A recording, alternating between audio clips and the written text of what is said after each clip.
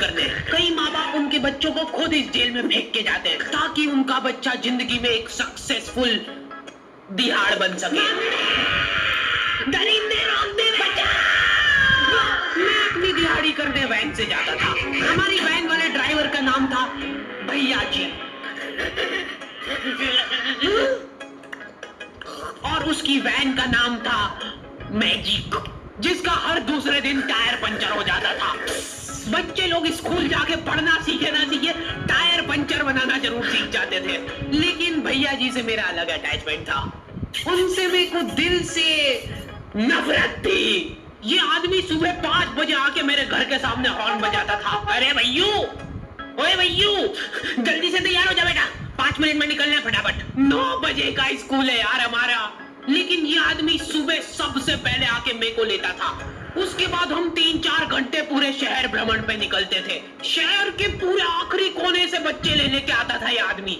जहाँ पे वैन जा भी नहीं सकती उधर कूदा कूदा के ले जाता था ये, और फिर टायर पंचर हो जाते थे।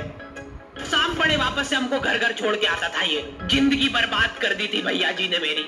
सबसे पहले लेते थे और सबसे आखिर में छोड़ते थे। लेकिन मैं फिर भी उसी वैन में जाता था क्योंकि चमेली भी हमारी वैन में आती थी।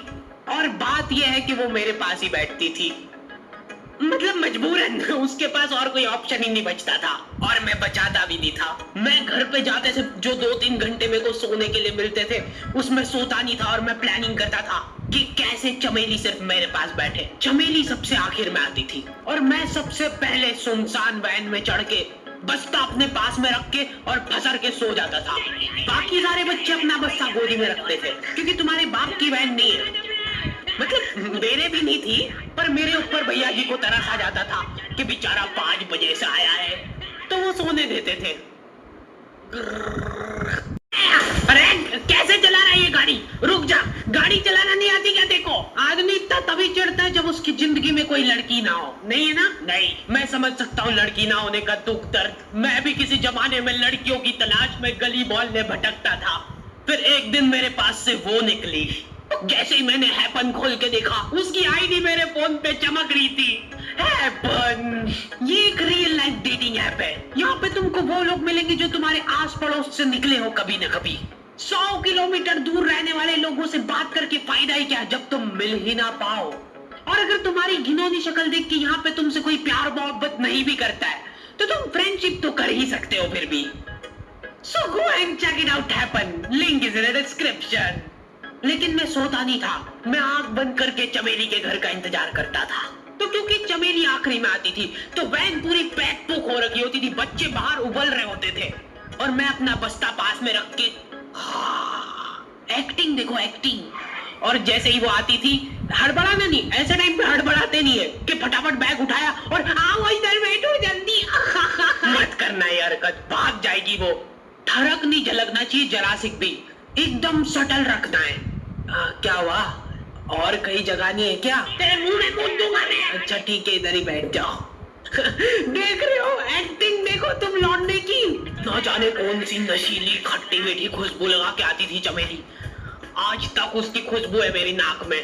मैं वो खुशबू का पूरा मजा ले ही रहा होता हूँ, इतने में एकदम भभका बास आती है निगाह से। जैसे ही मैं बाहर झांकता हूँ, मरा हुआ कुत्ता पड़ा है वहाँ पे। एक काली कार शुक करके निकली और मेरे बच्चे को मार दिया। कैसे करके निकली? शुक। ऐसे नहीं निकली थी, मैं यहीं पे खड़ा था, वो कार आई थी और जैसे ही वो बच्चा नीचे आया तब वो खड़ा, वो बच्चा चिल्लाया और फिर कार करके भाग गई।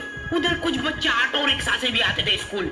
ऐसा लगता था कि पूरे स्कूल के बच्चे इस एक ऑटो रिक्शा में ठूस ठूस के ले जाता है वो। ये ऑटो वाले और भैया जी दोस्त थे और अब ये बीच सड़क पे रेसिंग लगवा रहे। इनकी गाड़ियां उबला रही है बच्चों से, फिर भी नहीं मान रहे ये लोग। स्कूल जाके वो पीछे मुड़ट के देख रहा है तो एक बच्चा नहीं बचा उसके ऑटो रिक्शा में। हमारे भैया जी बेचारे पीछे से उनके गिरे हुए बच्चों को उठा उठा के ला रहे थे। ये सब हरकतें करके हम लोग जैसे तैसे कैद खाना पहुंच जाते हैं। सुबह 5 बजे से निकलने के बावजूद हम लोग लेट पहुंच रहे हैं वहाँ पे पहुंच के हमने देखा कि 4 लौंडे मरे हुए पड़े हैं जिनको डॉन ने मारा है। डॉन हमारे स्कूल की इंचार्ज थी। डॉन का कद छोटा था और पेट मोटा था और आश्चर्य की बात यह है कि समय के साथ उसकी हाइट कम हो रही थी, मतलब बड़े नहीं बड़े वो चलता है एक बार को, पर इसकी कम हो रही थी। डॉन बहुत स्ट्रगल करके कार से स्कूल आती थी खड़े होके, क्योंकि बैठ जाए तो उसको सामने की सड़क नहीं दिखती थी। वो अलग बात है, खड़े होके भी पूरा नहीं दिखता था। हर रोज 2-4 कुत्ते कुचलते हुए आती थी वो। फिर मेरे को समझ आया कि रास्ते में जो कुत्ते दिखे थे वो डॉन इस कैद खाने में छत पर बैठी रहती थी स्नाइपर लेके। कोई भी कैदी कुछ गलत गतिविधि करता हुआ दिखता था तो वहीं पे, मैडम इनकी लाश का क्या करना है? अरे ये तो आपको पता ही है। कहाँ रह गए थे यार झमू दीदी, फटाफट ये खून वून साफ करो। झमू दीदी बुलेट से स्कूल आते थे और ये अफवाह फैली हुई थी पूरे स्कूल में कि उनके घर पे मर्सिडीज भी है, लेकिन झमू दीदी हम्बल रहना पसंद करते हैं। ऐसा कहा जाता था कि ये स्कूल ऑन पेपर झमू दीदी के नाम पे ही है, पर वो हम्बल रहने के लिए यहाँ पे झाड़ू पोछा लगाती है। वैसे मैडम इन्होंने करा क्या था? गैर कानूनी पेन फाइट का सट्टा खेलते थे ये लोग क्लास में। उससे मेरे को प्रॉब्लम नहीं है, मेरे को क्यों नहीं? हाँ, हमारी क्लास में पेन फाइट का सट्टा चलता था। हमारे इधर जो लौंडा पेन फाइट में जीतता था, सामने वाले का पेन उसका हो जाता था। कुछ बच्चे अपना सब कुछ दांव पे लगा देते थे और कर्जे में डूब जाते थे। फिर भी वो लोग हार नहीं मानते थे और अपने दोस्त से पेन उधार लेके खेलते थे और वापस हार जाते थे। तो क्लास में कुछ बच्चों के पास पोटला भर के पेन पड़ा है और कुछ बच्चों के पास पेन ही नहीं है। पेन इस कैद खाने की करेंसी थी, जिसके पास जितने महंगे पेन वो उतना रईस। यहाँ पे ब्लैक में पेन इधर उधर होते थे। नॉर्मल लोगों के पास होते थे 5 रुपए वाले जीफी जेल, जो कि तुम एक पन्ने पे लिखोगे तो पीछे 10 पन्ने तक छप जाएगा। और उनसे भी गए बीते लोग होते थे जो 3 रुपए वाला यूज एंड थ्रो लेके आते थे और उससे भी उनकी अच्छी राइटिंग आ जाती थी। बहुत चिढ़ मचती थी यार मैं कौन से। और कुछ चुनिंदा रईस लोग होते थे जिनके पास होता था ट्राईमैक्स। हर बच्चे का सपना होता था कि उसके पास एक ट्राईमैक्स हो, साथ में आसपास 2-4 लड़कियां हो कि प्लीज मेरे को यहाँ पे ऑटोग्राफ दे दो। ये लो ट्राईमैक्स किंग के ट्राईमैक्स। क्या बात कर रही है, सही में? एकदम रईस लोग ही अफोर्ड कर पाते थे ट्राईमैक्स। वो बाबड़े भी एक-एक अक्षर लिख के रिफिल खोल के देखते थे। खाली हो रही है तो एक बार एक रईस बच्चे का ट्राईमैक्स चोरी हो गया। पूरे स्कूल में हाउ मच गई थी।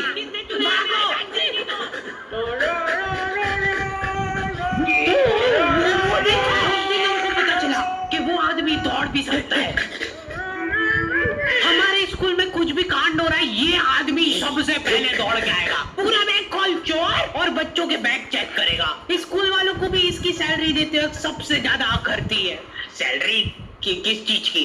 इस आदमी की शक्ल देख के ऐसा लगता था कि ये स्पोर्ट्स की आड़ में वैन वालों के साथ मिलके बच्चों की स्मगलिंग करता है। इस महान आदमी का नाम था भूषण। इसने अपनी जांग पे टैटू करा रखा था, भू अलग जांग पे, सड़ अलग जांग पे। सर कल से खो खो खेलने के लिए कितनी बजे आना है? वो तो बैग चेक करा पहले तू। इन्होंने पूरे कैद खाने के कैदियों को लाइन से खड़ा कर दिया है। पेन हमारी क्लास के बच्चे का घुमा है और पूरे स्कूल में ढूंढ रहे हैं लोग। आखिरी में पता चलता है कि वो बच्चा घर पे भूल के आ गया था उसका पेन। सॉरी बेटा, एक पेड़ में मूत देगा।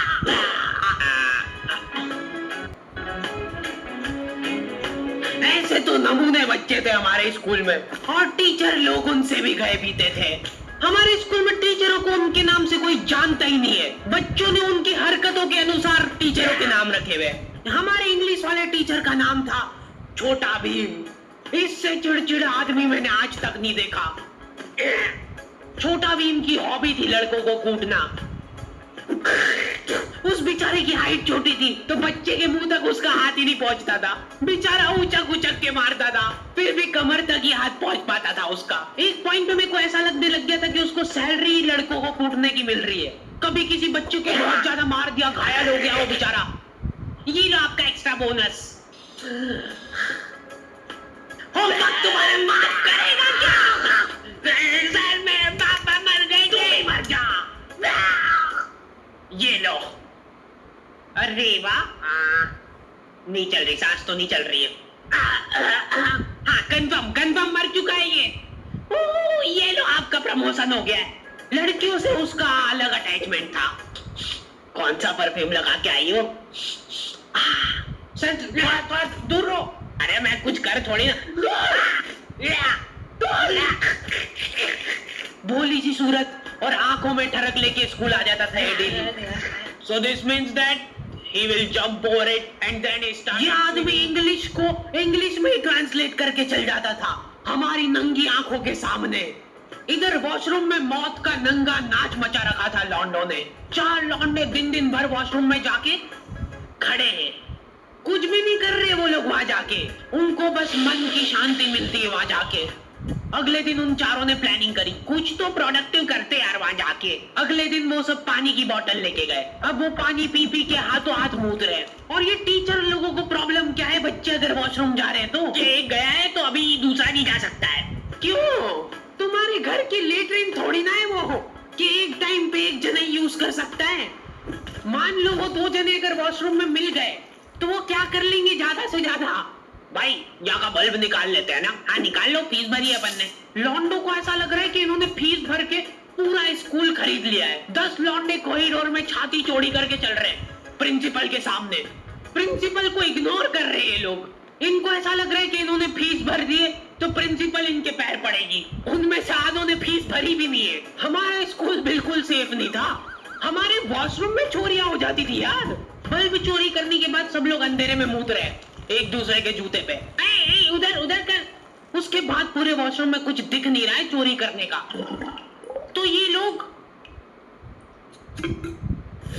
हाँ नल उखाड़ के ले गए। नल कौन ले जाता है? कभी वो मछली वाले साबुन चोरी हो जाते थे, कभी ये फिनाइल की सफेद गोली को माउथ फ्रेशनर समझ के खा जाते थे। भाई भाई इसको चबा मत, इसको चूस, ज्यादा देर तक चलेगी ऐसे। ठंडक हो रही भाई, ठंडक।